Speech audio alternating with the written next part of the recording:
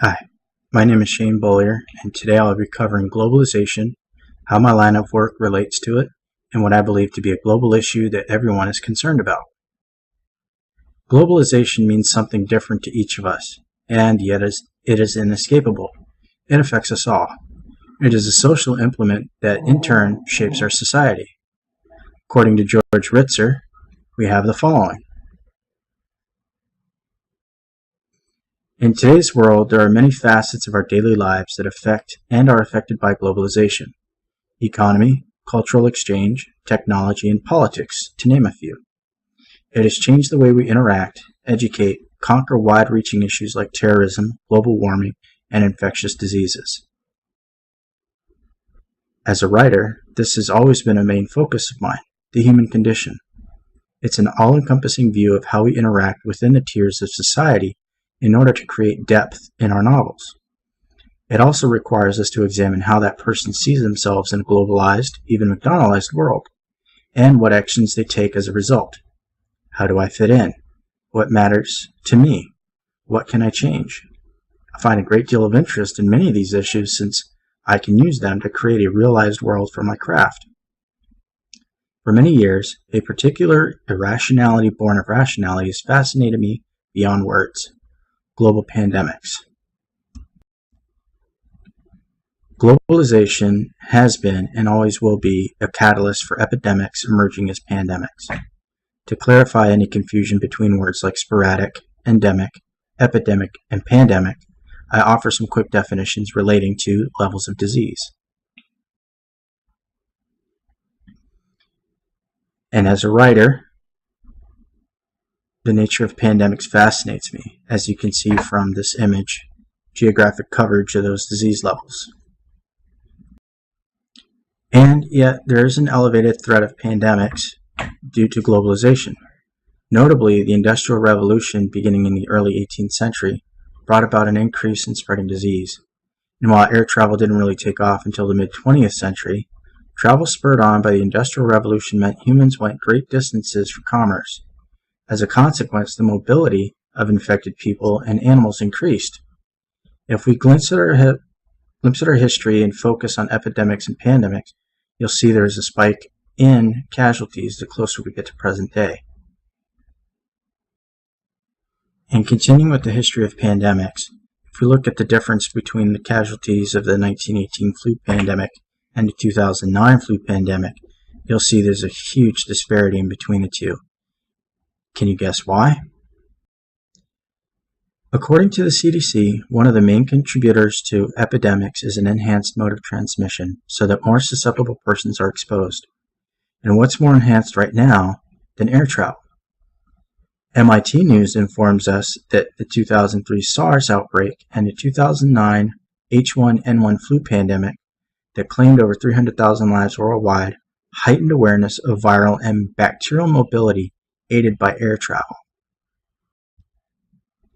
MIT further expands on their statement by providing a model of disease contagion within 40 of US's largest airports. And among those, New York, Los Angeles, and Honolulu rank highest in terms of pandemic growth risk. And that's the point. We're all impacted by this threat. As a globalized society, we are no longer separated by space and time. We rely on air travel to move us vast distances in short times. But airports and planes move more than just people. They have also transported diseases such as influenza, SARS, and tuberculosis. Some airports in the United States are able to spread diseases more quickly, according to researchers at MIT. There are thousands of airports that link us, and airliners that hold hundreds at a time. And we can travel to those thousands of locations within a day. Any of us could become a Trojan horse for a pathogen. Take the events of the early 20th century that culminated in World War I. Soldiers overseas were harbingers of death, not only on the battlefields, but at home. Many of those U.S. soldiers were afflicted by Spanish flu before returning. And while most of the travel was by boat, the effect was the same. Means of expedited travel enabled the disease to spread across the globe, claiming approximately 675,000 lives here in the U.S. and 50 million lives worldwide. How then do we react to an ever-increasing threat of exposure? Most countries rely primarily on agencies like our Centers for Disease Control and Prevention. As a world body, global issues are handled by the World Health Organization. As a society, we are adapting to our new environment of sharing space with dangerous viruses and bacteria. Not doing so has cut a heavy toll into our global population over the centuries. International health agencies have increased our awareness. Research has also shown us that media coverage has an effect on different characteristics of an epidemic, such as the magnitude of its peak, its timing, and the final number of infections. Media coverage, therefore, is critical. And so is pop culture, as movies like Zombieland, World War Z, and shows like The Walking Dead have captured our imagination surrounding viral outbreaks. And when we look at it economically, it's a struggle to balance acceptable risk bringing poor countries into the world market. Lack of adequate medical facilities to maintain their own healthy population means that we can take a chance succumbing to local maladies and then introducing them to the world at large. So how do we mitigate exposure, since elimination is nearly impossible given the context of our interconnectedness? One way that we can implement this plan of action is to centralize international flights to airports that are equipped to screen incoming travelers, which will help reduce risks to large population centers like New York, Los Angeles, and Honolulu. Airtime on popular TV stations, public addresses by political and celebrity powerhouses, especially the President of the United States, and spreading the word via social media outlets like Fox News, Facebook and YouTube, Twitter, etc., will give us an advantage on notifying the populace.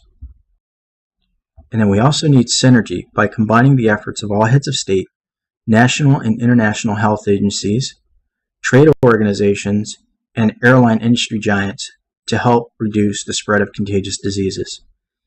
And educating travelers will make them vital to the process. Finally, we can only focus on what we can control, and that's within our borders. And we can have some influence on the outside, but we have to have a system in place that will mitigate the introduction of infectious diseases. By setting up international airports with systems and personnel, we can respond at its source when it comes into the country and contain it as much as possible. We could essentially have patient zero. As an interdisciplinary approach, borrowed from the networking community, we could implement a firewall system of detection and quarantine, and then that would enable us to eradicate the pathogen.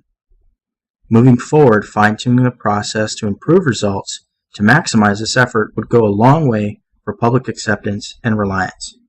Thank you.